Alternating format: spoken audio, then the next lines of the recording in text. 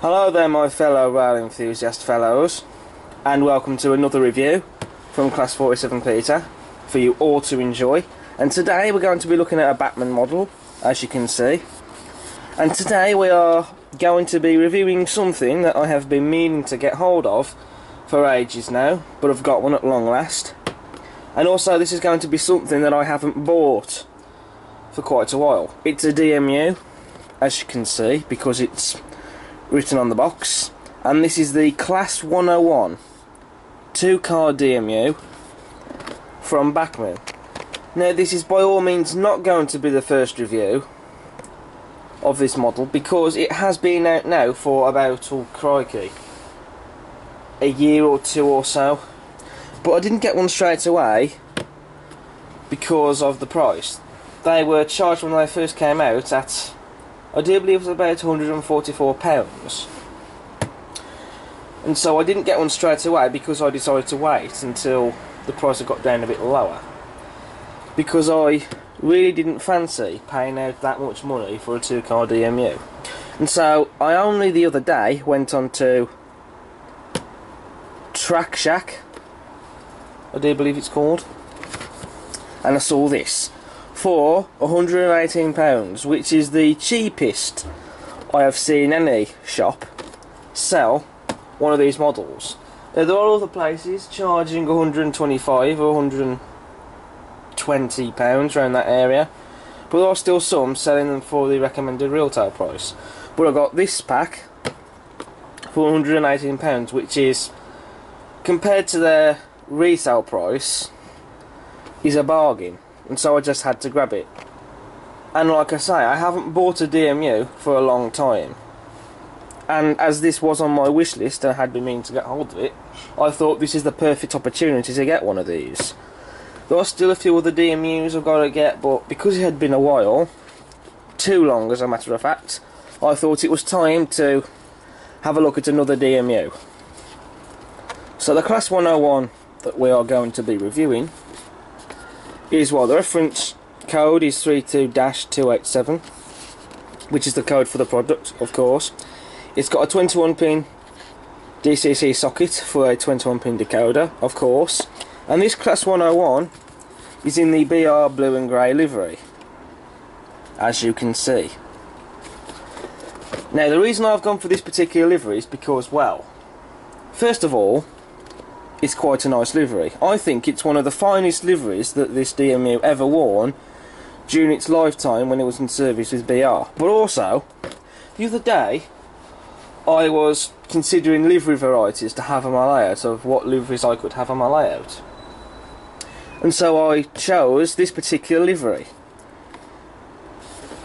because with the exception of the 108, I don't have any other DMUs, any of the first generation ones of course, in this livery. So that is why I went for the 101 in the BR blue and grey scheme to go with the 108.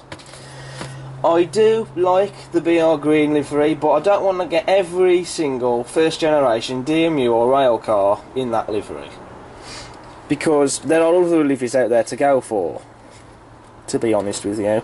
So even though that livery is a favourite of mine, I don't want to get it on every single DMU there is out there, because it's nice to have a variety of different liveries rather than just the same livery, which is why I went for this particular livery. And I do like this livery as well. I think it is quite smart, as well as being one of the finest liveries it's ever carried, in my own opinion. So that's why I've gone for this livery. But anyway, let's get this model open and see what it's like. I didn't even have to wait a day for this, because the following day after I ordered this, this arrived on my doorstep. Now, just how quick is that? That's the quickest parcel service I've ever had for any model I've bought. But anyway, we'll just get this open.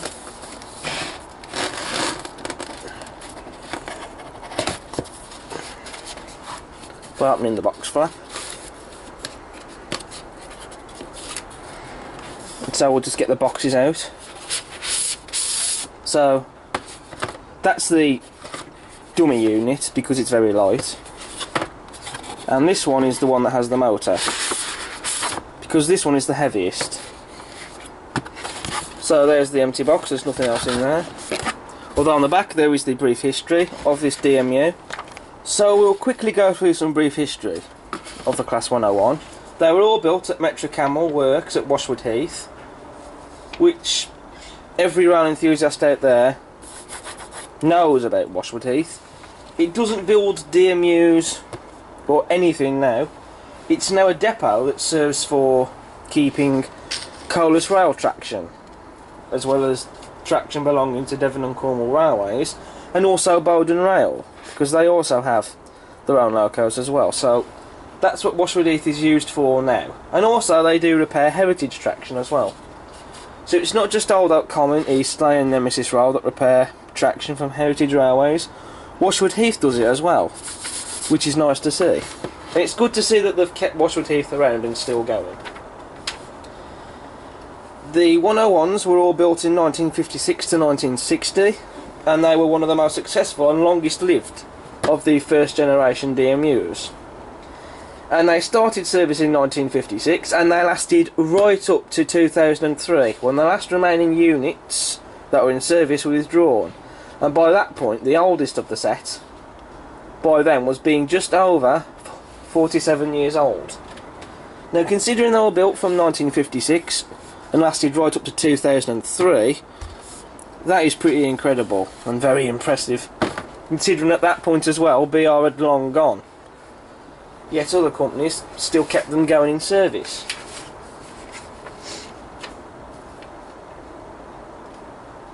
"41 of these units have also survived into preservation on various heritage railways, although I've only ever seen one 101 in reality, which is the one preserved at the Great Central Railway in Loughborough, which is a 2-car DMU, because they were made into 2-car units, and then later on they were made into 3-car units.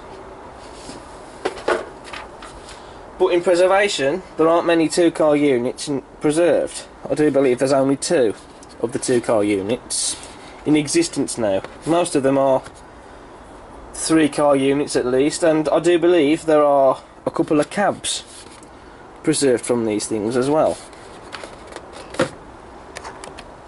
And in total 700 of these DMUs were preserved, and in 2005 one of the 2-car 101s was added to the National Collection. But anyway, let's get cracking on with the review, because I think that is more than enough brief history for this DMU. If you want to read more, then, well, there's plenty of places on the internet. So we'll look at the unit that has the motor in first, and then we'll come on to the dummy unit. So I'll just put that down to one side. So then out pops the paperwork. So there's the tray. We'll put that to one side. So we're going to get the usual stuff, such as the product maintenance care and warranty service request, and the Bachmann Collector's Club flyer on the back. And then here we have the spares and instruction sheet for the 101, the first and only. So this is the spare sheet, which if you lose a part or one gets damaged, you use the sheet to get a spare from the Bachmann service department on their website. Hence why all these parts here are numbered for that specific reason. Then on the back it's the instructions, which we're all used to now, adding the buffer beam detail, taking the body off, controlling the lights, because it does have lights fitted of course, the DCC decoder fitting, and the general stuff such as running in and lubrication and all that kind of thing. And it also shows you here a switch on the bottom for the lights. So we'll put that to one side, ready to go into the folder of instructions later on.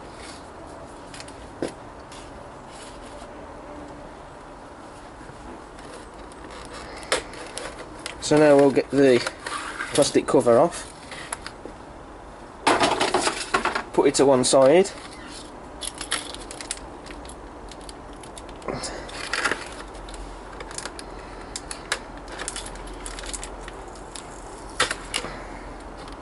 and here we have the detail parts. So that is for adding DCC sound if you want to, but I'm not going to bother. You do get these, which are these, well, it's that connector that you use to connect both units together. I've seen that before on the Bachmann 150. You do get two in here, which I suppose is nice to do that, because if something happens to the other one you've got a spare, although I do have others of these in my spares box, because I had several that came with the 4 SEP. So I do have quite a few of those in the spares box, but there we go.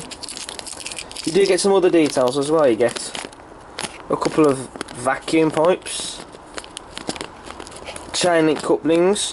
I just hope to fit into the buffer beam, because something I have noticed nowadays is that not all the chain link couplings fit onto models, but there we go. What else do we have in there? We do get a couple of screws, obviously, for this part here.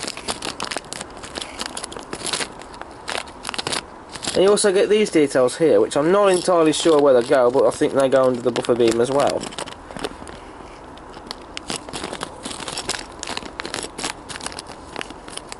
And you get that curious bit of detail there, piece of plastic that I've got no idea what it's for, which is that piece just there. If we just go back to the instructions, yes, it does tell you about the, well, not about that plastic box, we just tell you about the detail for the buffer beam, which are the vacuum pipes, the chain link coupling, and that pipe there.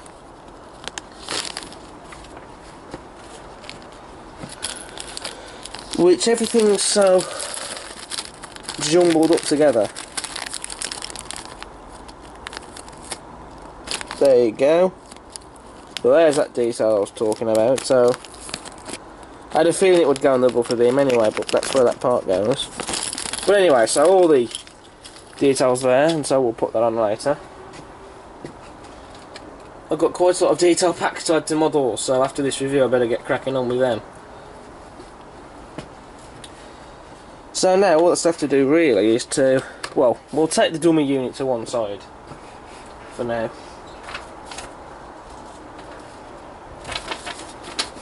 So it's not in the way. I'll put that down on the floor actually.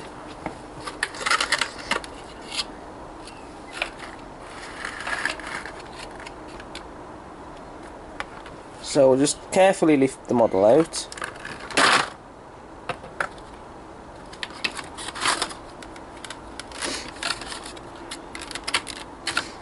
Close the lid back on that. Put that down on the floor, and we are now free to have a look at the unit. Although I could use this time to unbox the dummy unit. I probably will do that now actually, to save a bit of time.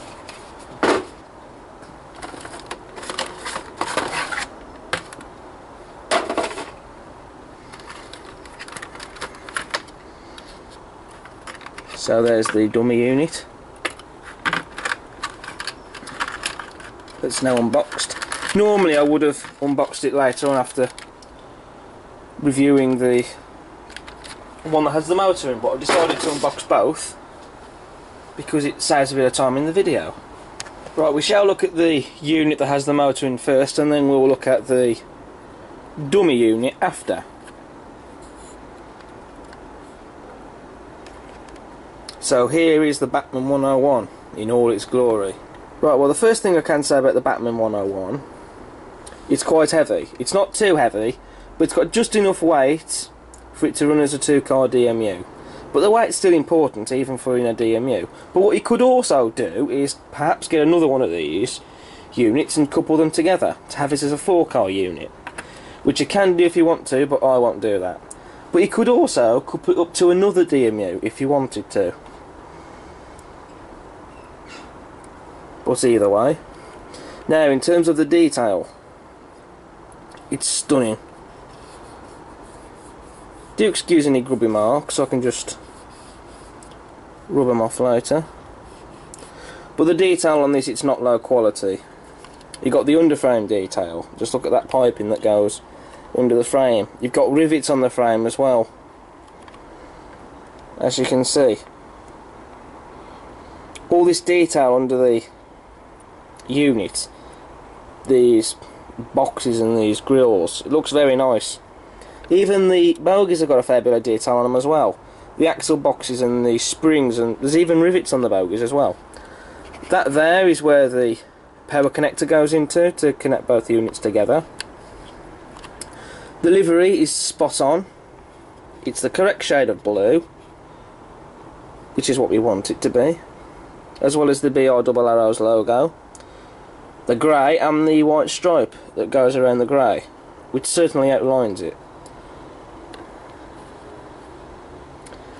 You've also got door handles there, and these small handrails down the sides, which look very nice indeed. Private written on the door there, and there's even glazing in all the windows, which is what we want to see. And there's even signs printed on the windows there, which are non-smoking signs. And there's also seats all inside the unit. Obviously in the guards compartment, that is where they've cleverly hidden the motor, which is quite a clever idea, because Bachmann always do well with their first generation DMUs. Just a sec, I'm going to get some tissue. Got some tissue and I'm just going to clean off some of this off the side of the model. I'll keep that on standby just in case I need to rub any more off. But yes, so the motor is hidden up here, because Bachmann do really well when it comes to their first generation DMUs. Right, I'm back. I did clean the muck off the side. I think it was some sort of residue or something, but I will keep that on standby in case I need to, in case I have to rub any more off. I did film that on camera, but I got rudely interrupted by people shouting. Why do people have to shout? I don't know. But anyway, so the motor, like I say, is cleverly hidden in the guards compartment, because Bachmann, they always do well when it comes to their first generation DMUs. With their modern era DMUs, they weren't so great to begin with, but they have picked their game up now with them. The 150 being an example, of course. I don't really need to talk about the story with the 150 and some of their other older tunings of the modern era DMUs, such as the, well, there's the 158, the 166 and the 170. They filled the whole unit up with a motor. Although in the case of the older style 150, they still had seats in it and just had a small motor in there and some small flywheels. And I think they did the same with the older touring of 166, but the 158 is due to be retooled, and Bachmann are bringing out the older touring of 166 out again, but whether they'll change the mechanism, I don't know. And they also did something similar with the 170s as well, but I think they may have changed that since, but I'm not sure. Obviously in reality you would be able to see through these windows in the guards compartment, but in the model you can't. But then again, you don't really need to, because you wouldn't really see into them anyway. But you can see through to that window, but you can't really see in it much. So it doesn't bother me at all that you can't really see through these windows. because alas, there's nothing really you need to see. It's these windows that you want to see because of the seating in them. Then if we turn round to the back of the unit, you got these lamp irons at the back. This is the corridor gangway and the exhaust at the back, which looks very nice. You could weather them, I suppose, if you wanted to, and perhaps weather this part of the roof, but I'm not going to do it, but it's there for you if you want to do it. We've also got glazing in the back windows as well, and there's even a warning sign in that window there, which looks really nice.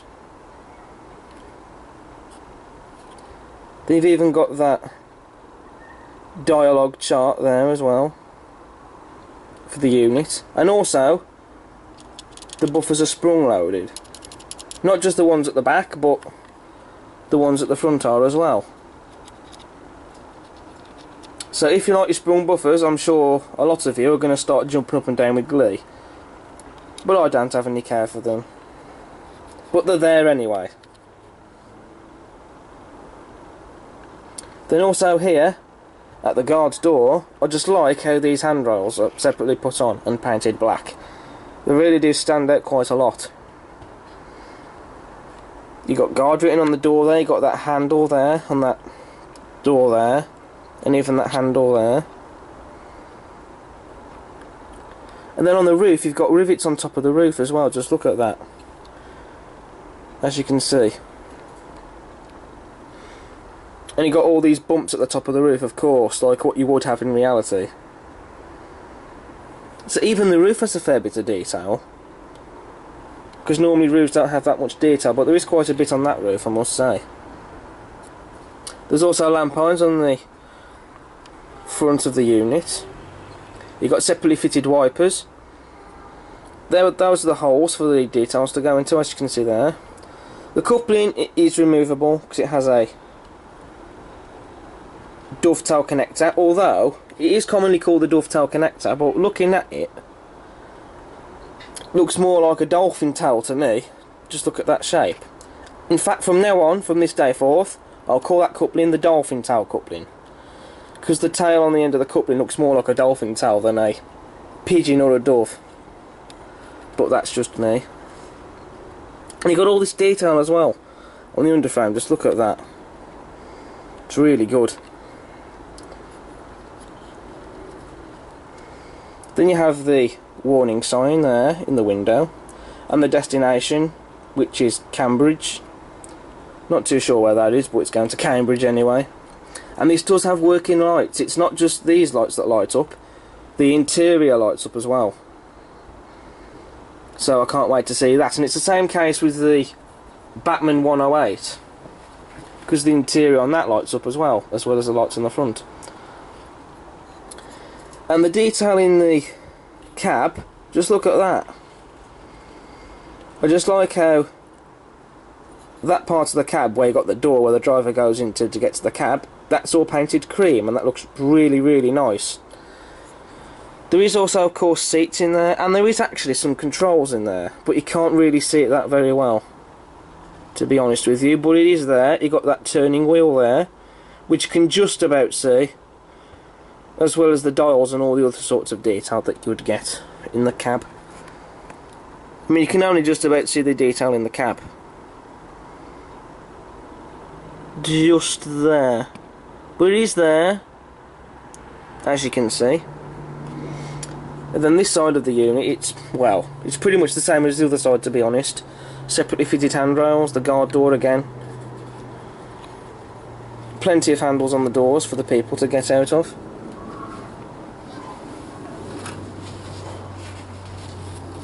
And you've got this grille at the side there, under that window, which looks very nice, and you've got that detail there as well. I'm not too sure what that is, but it's there and it looks very nice, and it's on the real thing as well. The carriage number there as well, and the load it can take.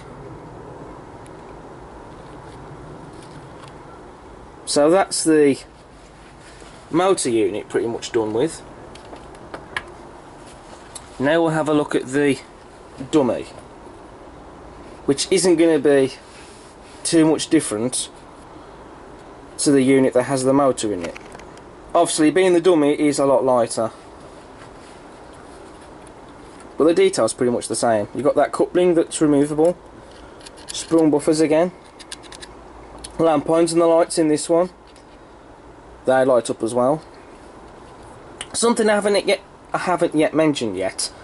Just look at the front of the 101.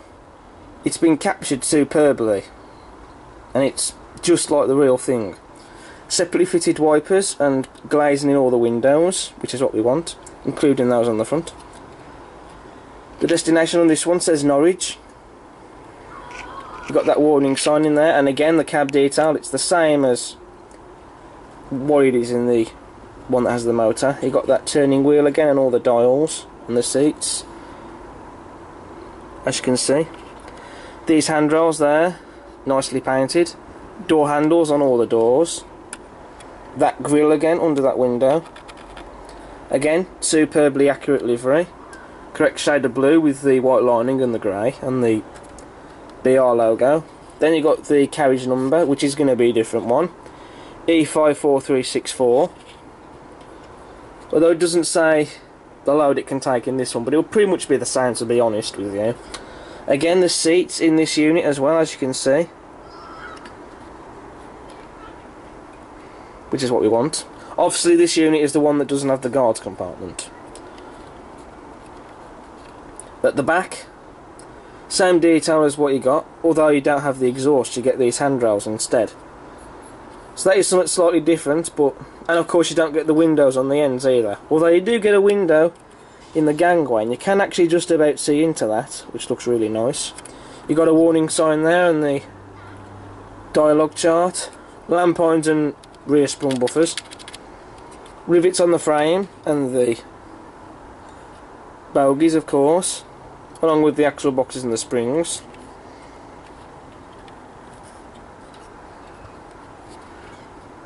And again, the roof, rivets and the bumps.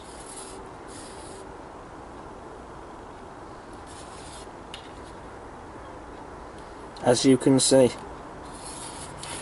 So it's not much different other than the back of the unit and the destination. Something I haven't yet mentioned yet either, and this is on both units, is the front you get that orange warning stripe, which is also on the motor unit, as you can see, just there. So all in all, it's a stunning model, as I'm sure you'll all agree. And it's going to be another high scorer, I can tell already. And one thing I can say, it is definitely better than the Hornby model, because with the Hornby model, it's basically just the old Lima tooling with nothing changed other than the chassis, fitted with a 5-pole motor and a DCC ready socket so you can fit it with DCC. But the body hasn't even changed. They haven't bothered giving it lights or even changed any of the detail. It's a rather basic looking model, and it doesn't look as nice as the Bachmann model. So if you're after a 101, it's got to be the Bachmann model, because the detail on this model, it just shunts the Hornby model off to one side. But anyway, I think that's enough talk now for the detail. Let's put it on the track and see how it runs. Oh, one more quick thing. I do like the feel of the roof as well. It's only a slight thing, but I do quite like the feel of the roof, because you can feel the rivets and the bumps on the roof, and that is actually quite a nice touch. But anyway, we shall get this fine 2-car unit on the track, and we'll see how she runs. Right, so here are the layouts, and we are going to be putting the 101 onto the track. Of course, what else would we be doing? Now, when it comes to putting the 101 onto the track, this is where the power connector comes in, which I've just taken out the detail pack. Now, you need to use this obviously for connecting the units together in order for it to make power between the two, obviously. so it can run as a 2-car DMU, or whichever DMU you get. But when it comes to using this, you have to have it so that the contacts, if the camera is going to focus, and I doubt very much it's going to, I think this is the best it's going to do. But you have to have it so that the contacts are facing up like that. You can't have it connected to the unit with the contacts not visible, like this, because as you can see here, the contacts are not visible.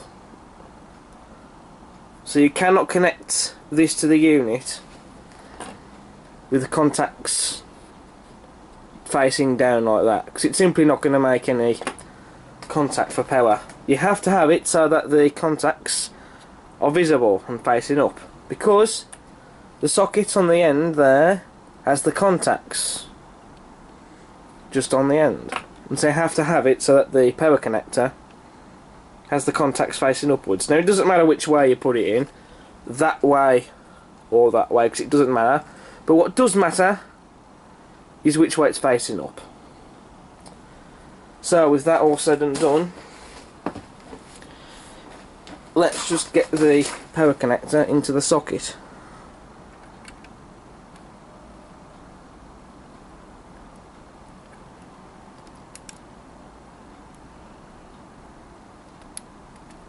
This is a little fiddly.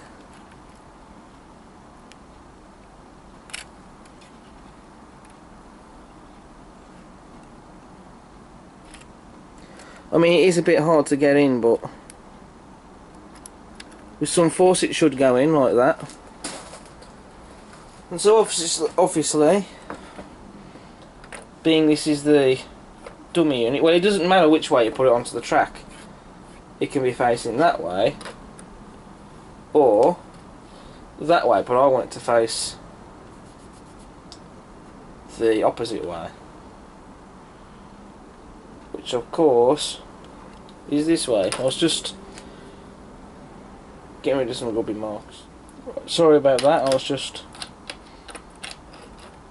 getting some rubby marks off the model. Okay, so the dummy unit is now on the track.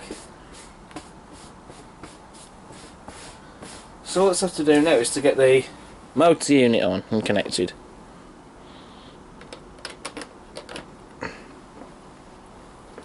In fact, actually, I probably should have connected this up first before even putting the dummy on the track, shouldn't I? I think I'll probably have to do it like that, actually. I suppose it would be a bit easier.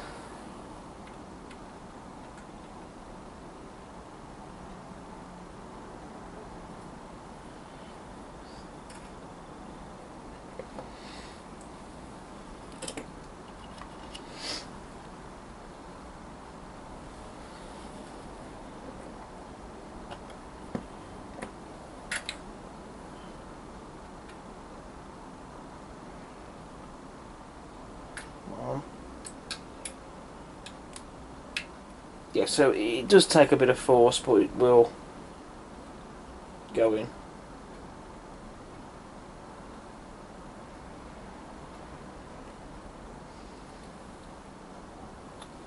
Right, so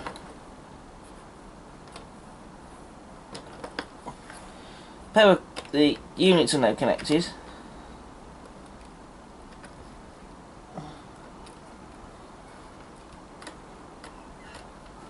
And there's a lot of dog hairs on my jumper.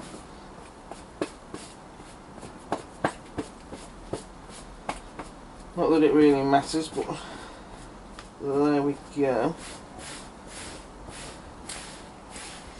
Right, so let's give this unit a bit of juice. The power's already turned on. Oh yes, look at that. Obviously, to show the interior lighting, that's going to have to be done with the lights turned off, but you can see the front and the rear lights. We will turn the lights off later on, but anyway, let's get this model running.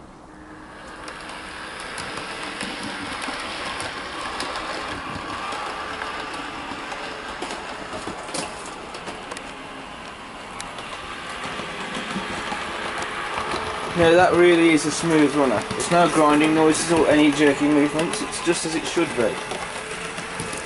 Nice and smooth. One thing I'll just point out though, I did have a problem with the dummy unit derailing on that bend there with one of the bogies, but that problem's sorted.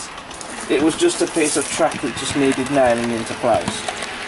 So there she goes, under the bridge and hopefully crossing in through the tunnel where she'll pop out the other end.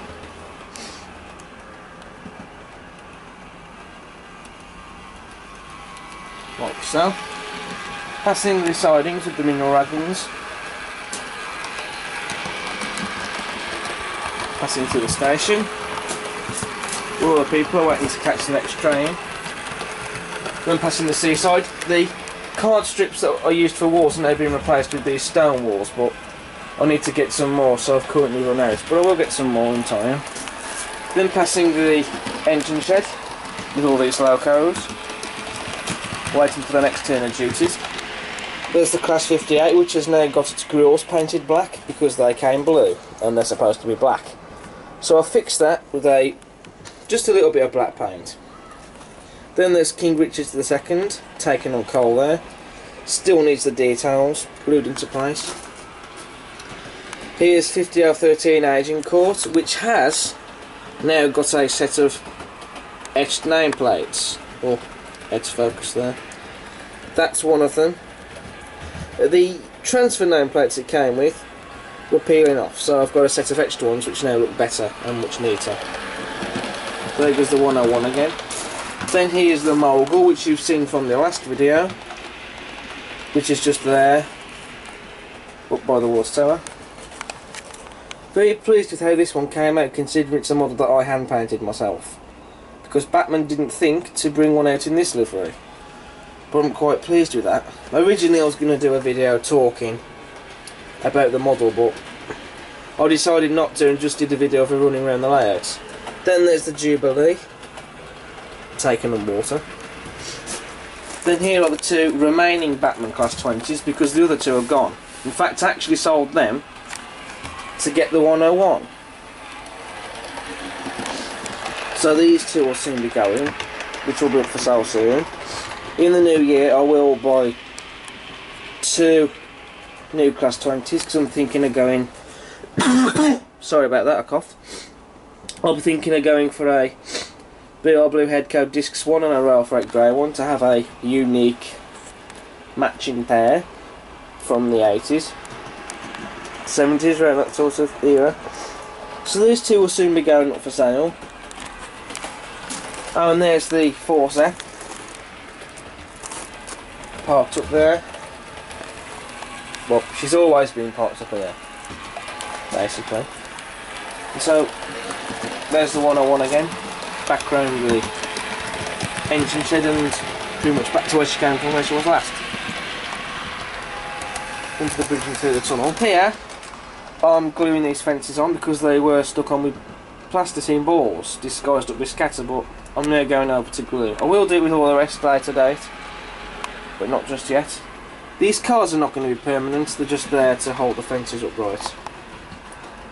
I've noticed that a cow there has fallen over. I'll have to sort that out later on. And also a bike. A man on his bike's fallen over, so I have to fix that later. But that over there, that house now, on top of that, what's supposed to be a hill, is more or less done. It just needs a few bushes on that, but it's more or less finished for the most part, so I'm really quite happy with it. And it adds to a bit of detail as well. It looks very nice.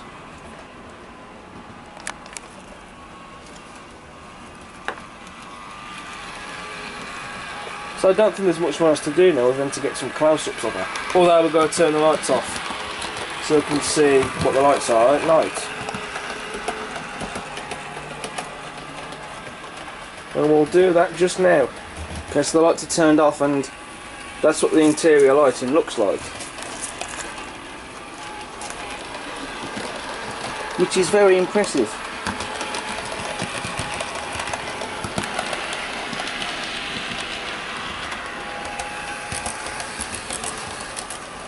And you also get to see the lights a bit better as well. well, you could see them clearly in the day obviously, but you could see them in the night as well. And also the destination board lights up as well, look at that.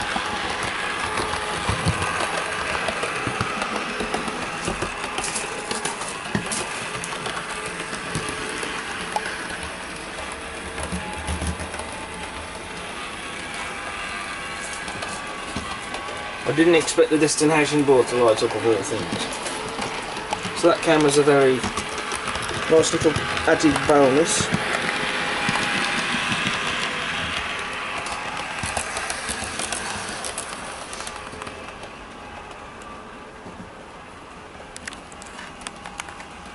I think I'm going to have to do perhaps a few model railway videos in the future of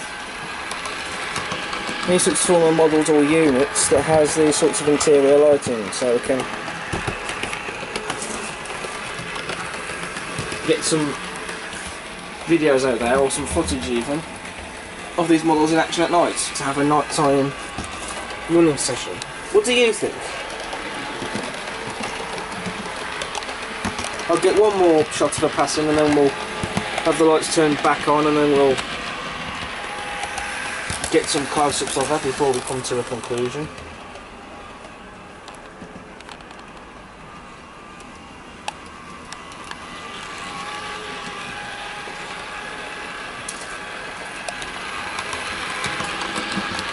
So this will be the last passing. Oh, hit the station roof then.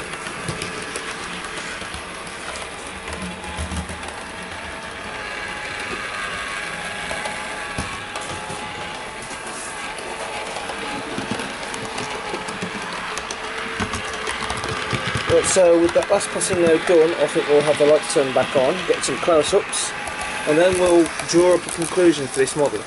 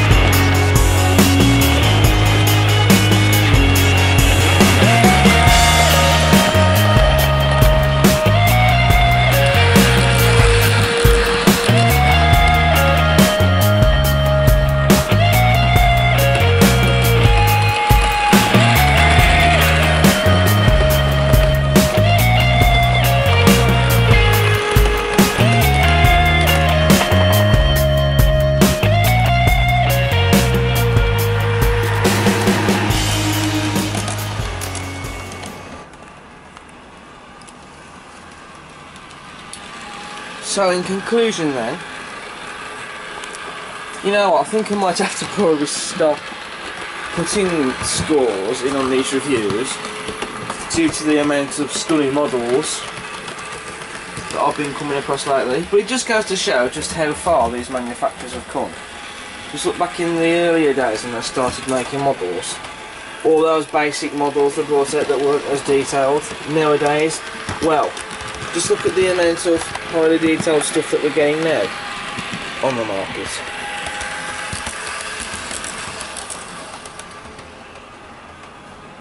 Frankly, it doesn't matter what livery you get the 101 in. No matter what livery is your favourite. But it's highly recommended by me.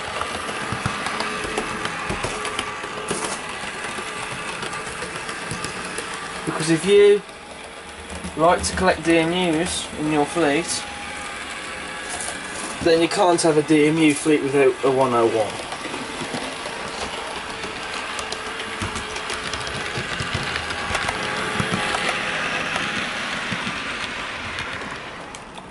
Let's face it, a DMU fleet without a 101 is like a rail enthusiast without a railway. Of course, the obvious answer to that is basically nothing.